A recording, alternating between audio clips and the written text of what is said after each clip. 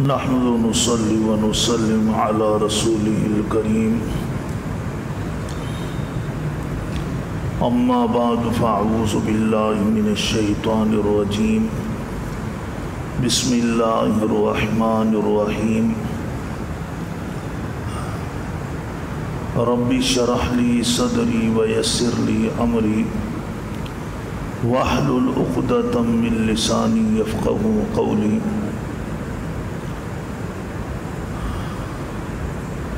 قال الذي عنده علم من الكتاب انا آتيك به قبل ان يرتد اليك طرفك فلما رآه مستقرا عنده قال هذا من فضل ربي ليبلوني أأشكر أم أكفر ومن شكر فإنما يشكر لنفسه ومن کفر فإن ربی غنی کریم۔ واجب الاحترام گرامی قدر معزز حاضرین محفل، آج کی تراویح میں سورۃ النمل اور سورۃ القصص مکمل تلاوت ہوئی۔ سورۃ العنکبوت کا ابتدائی حصہ تلاوت ہوا۔ آج کی تراویح میں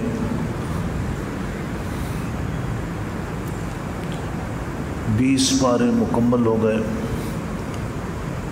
اللہ تبارک و تعالی اپنی بارگاہ میں انہیں اپنے شرف قبولیت سے نوازے، اور باقی ماندہ بھی جو تلاوت ہے، تراویح ہے، روزے ہیں، اللہ اس میں ہمارے لیے آسانی پیدا فرمائے۔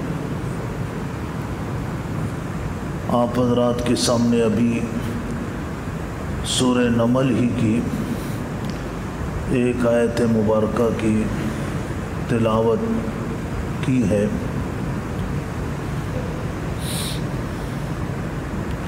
یہ آیت نمبر 40 ہے سورہ نمل کی۔ سورہ نمل میں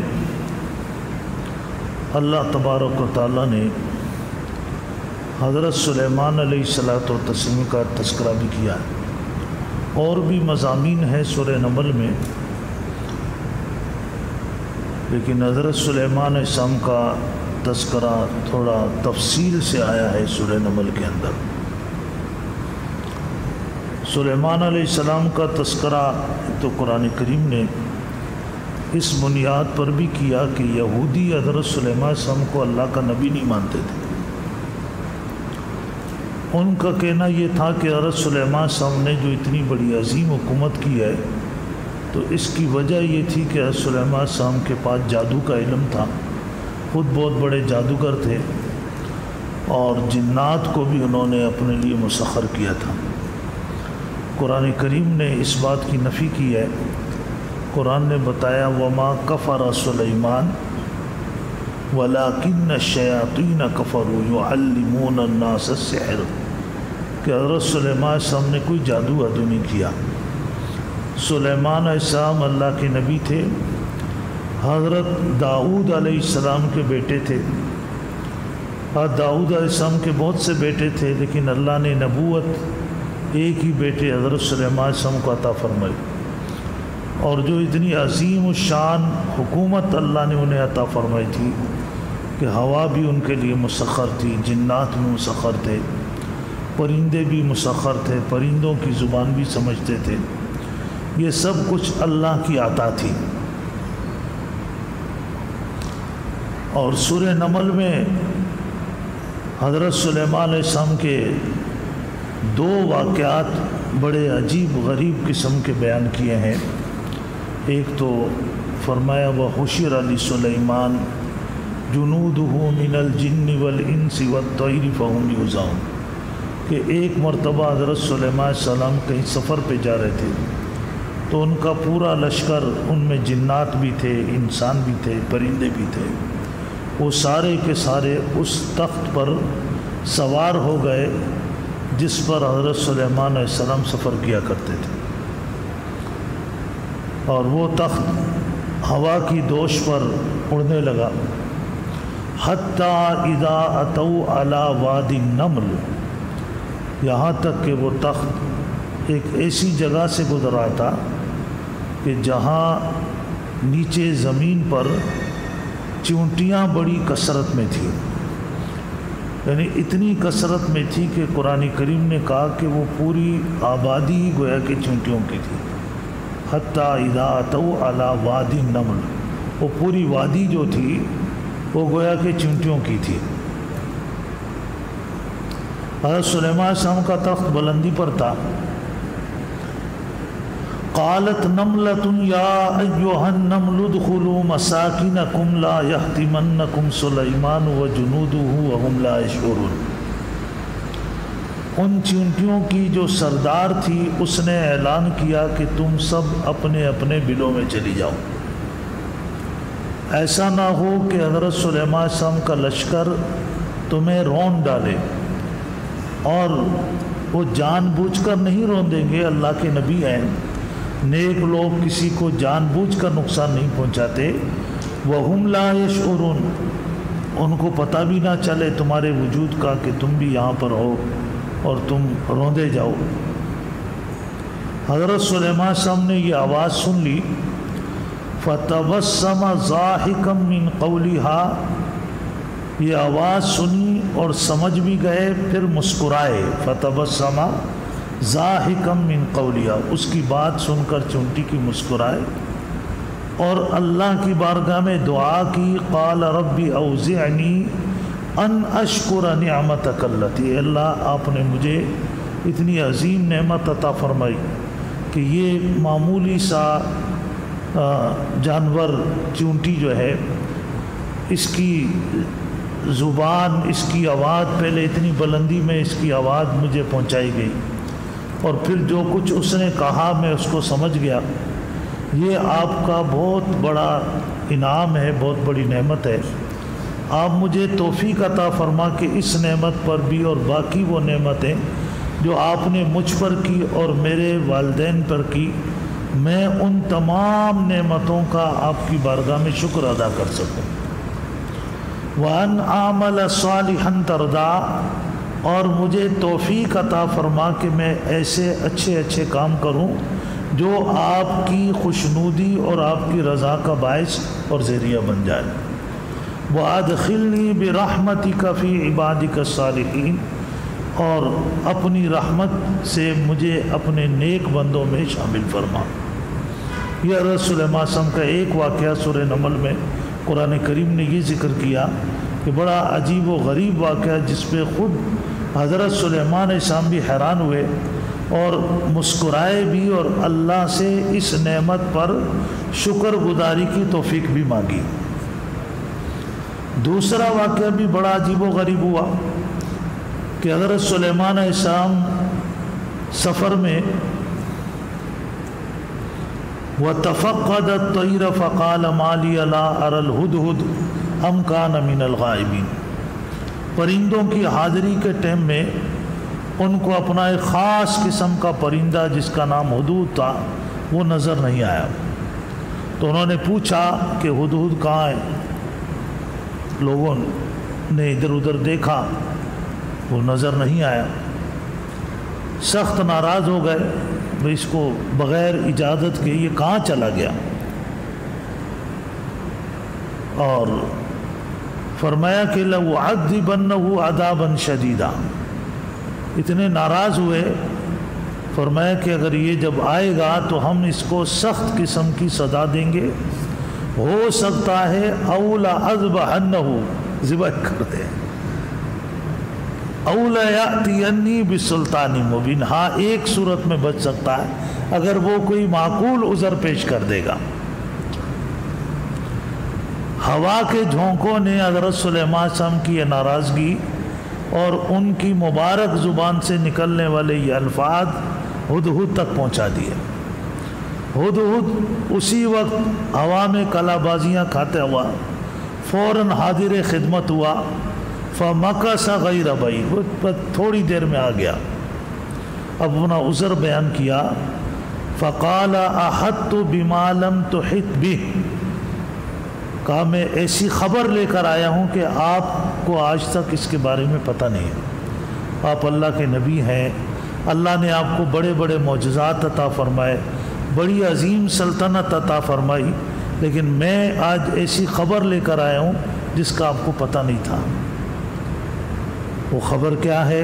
کہا کہ میں ایک ایسے علاقے میں گیا ہوں جس کی قوم کو سبا کے نام سے یاد کیا جاتا ہے، اور وہاں ان کی حکمران ایک خاتون ہے، انی وجدت امرأۃ تملکہم، ایک عورت ان پر حکمرانی کر رہی ہے، اور دنیا میں وہ ہر قسم کی نعمتیں ان کے پاس ہیں جس کی وجہ سے وہ ترقی یافتہ قوم شمار ہوتی ہے۔ وَأُوتِيَتْ مِن كُلِّ شَيْءٍ وَلَهَا عَرْشٌ عَظِيمٌ، اور اس نے اپنے لیے اپنا رعب اپنی قوم پر بٹھانے کے لیے ایک بہت بڑا تخت بنایا ہوا ہے، جس پر اس کی اونچائی، اس کی چوڑائی، اس کی خوبصورتی، اس میں قیمتی جواہرات، سونے کے تار، ہر چیز اس کے اندر موجود ہے۔ لیکن پرندے نے کہا کہ جی دنیاوی اعتبار سے اتنی ترقی اور مادی وسائل کے اعتبار سے ایسے ایسے وسائل جو میں صرف یہاں تک نہیں گیا، میں تو اور بھی پوری دنیا میں پھرتا ہوں، اللہ نے مجھے پرواز ایسی دی ہے، لیکن اتنے وسائل کی مالک اور دنیا میں اتنی طاقت اور اتنی نعمتیں پا کر میں حیران ہوں کہ جس نے یہ نعمتیں دی ہیں اس کو بھولے بیٹھے ہوئے ہیں، اس کو بھولے بیٹھے۔ اگلی آیت چونکہ سجدے کی ہے، میں تلاوت نہیں کر رہا ہوں، پڑھ دیتا ہوں، ایک پڑھ دیتا ہوں۔ وَجَدْتُهَا وَقَوْمَهَا يَسْجُدُونَ لِلشَّمْسِ، کہا کہ میں حیران ہوں ان کی عقل پر کہ جس ذات نے ان کو اتنی نعمتیں عطا فرمائی، جو اتنی بڑی طاقت اور قوت کا مالک ہے، اس کو چھوڑ کر ایک بے بس سورج کے سامنے اپنی پیشانی جھکاتے ہیں، جو سورج اپنے طلوع اور غروب ہونے میں بھی اپنا اختیار نہیں رکھتا، وہ اتنا بے بس ہے کہ وہ اپنے طلوع اور غروب ہونے میں اس کی اپنی کوئی طاقت، اپنا کوئی ارادے کا عمل دخل نہیں ہے، ایسے بے بس کے سامنے جھک رہے ہیں، اور اتنے بڑے طاقتور کو چھوڑ دیا کہ جس کا پوری کائنات میں حکم جاری ہے۔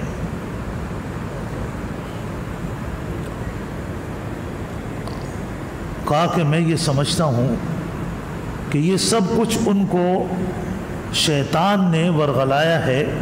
وَزَيَّنَ لَهُمُ الشَّيْطَانُ أَعْمَالَهُمْ، شیطان نے ان کا یہ برا عمل کہ جس نے نعمت دی اس کو بھلا بیٹھے، اور جس نے کچھ نہیں دیا اس کے سامنے جھک رہے ہیں، یہ ان کی نظروں میں شیطان نے مزین اور خوبصورت کر دیا۔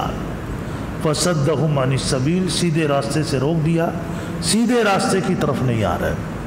کیا وہ یہ بھول گئے کہ جس رب نے زمین کے اندر سے ان کے لیے غلہ نکالا، آسمان سے پانی برسایا، ان کے پوشیدہ اور ظاہری تمام رازوں کو وہ جانتا ہے، ان کے دل کے بیتوں کو جانتا ہے، ان کی زبان سے نکلنے والے جملوں کو وہ سنتا ہے، ان کے دل میں پیدا ہونے خیالات سے وہ واقف ہے، وہ اپنے عرش کے اوپر غرور میں مبتلا ہے۔ وہ بھول گئی کہ اللہ بھی رب العرش العظیم ہے، اس کا عرش بہت بڑا۔ آپ دیکھیں پرندہ تھا لیکن ہم سے ہوشیار تھا۔ آج ہم اپنے آپ کو اشرف المخلوقات کہتے ہیں، لیکن احمقوں کی دنیا میں رہ رہے ہیں، یہ پتہ نہیں۔ آج آپ دیکھیں نا، ایک وبا چلی ہے، سمجھ میں نہیں آ رہا کیا کیا جائے، کیونکہ جو سمجھانے والا ہے اس کی طرف تو متوجہ نہیں۔ بعض مرتبہ یہ اب آپ دیکھ رہے ہیں، آپ خود دیکھ رہے ہیں نا، قرآن نے اس بات کو بیان کیا ہے کہ بعض مرتبہ اللہ کا عذاب ایسی صورت میں آتا ہے لوگوں کو سمجھ میں نہیں آتا یہ اللہ کا عذاب کیوں، کہ اگر سمجھ میں آ جائے یہ اللہ کا عذاب ہے تو توبہ کر لیں گے، اللہ ان کی ہلاکت کا ارادہ کر چکا ہوتا ہے کہ توبہ کی تو وہاں تو معافی ہو جائے گی نا. ابھی سورہ نمل میں آپ نے سنا، میں نے آپ کو بتایا نا، سورہ نمل میں بہت سے مضامین ہیں.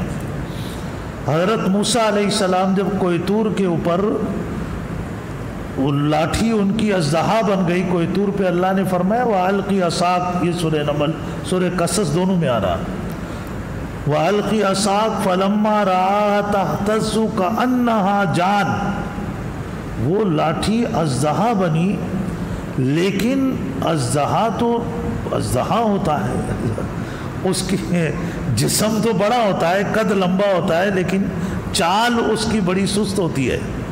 فرمایا کہ وہ جسم کے اعتبار سے، قد کاٹ کے اعتبار سے اژدہا تھا، لیکن دوڑ کے اعتبار سے جان کہتے ہیں چھوٹا پھرتیلا سانپ جو بڑی تیزی سے دوڑ رہا ہوتا ہے. موسیٰ سب حیران تھے کہ یہ اژدہا ہے اور دوڑ اتنی اسپیڈ سے رہا ہے، ایک دم گھبرا گئے. اللہ نے فرمایا یا موسیٰ لا تخف، گھبراؤ مت، انی لا یخاف لدی المرسلون، میرا ہاتھ میرے انبیاء کے سر پر ہوتا ہے، وہ گھبراتے نہیں ہیں. ہاں گھبرانے کی ایک صورت ہے، وہ گھبرائے، وہ ڈرے مجھ سے، الا من ظلم، جس نے نافرمانی کی ہے، میرا نافرمان ہے، مجھ سے اس کا تعلق خراب ہے، وہ ڈرے گھبرائے. لیکن پھر ساتھ میں کیا فرمایا، الا من ظلم ثم بدل حسنا، اگر وہ ظلم سے توبہ کر لے فإنی غفور الرحیم، میں اس کو بھی معاف کر دوں گا. مسئلہ کتنا آسان کر دیا. لیکن اب یہ مسئلہ ہر ایک کو سمجھ میں نہیں آئے گا. کیوں؟ جس کی اللہ ہلاکت اور بربادی کا فیصلہ کر دے، اس کو اللہ اپنی طرف رجوع کا موقع ہی نہیں دیں گے، کیونکہ رجوع کا موقع ملا تو ادھر رجوع کرے گا، ادھر سب کچھ معاف ہو جائے گا. تو اس وقت آپ دیکھ رہے ہیں کہ یہ وبا کی ایسی شکل اختیار کی کہ لوگ اس کو سمجھ ہی نہیں رہے یہ اللہ کا عذاب ہے. لوگ سمجھ رہے ہیں کہ جی صرف ہمارے ملکوں میں تھوڑی ہے، یہ تو ترقی یافتہ ممالک میں بھی ہے، وہاں بھی لوگ مر رہے ہیں، اگر یہاں بھی لوگ مر رہے ہیں. یہ اللہ کی عذاب کی شکل ہے. لیکن جن پر اللہ مہربان ہوتا ہے، وہ حدیث میں آتا ہے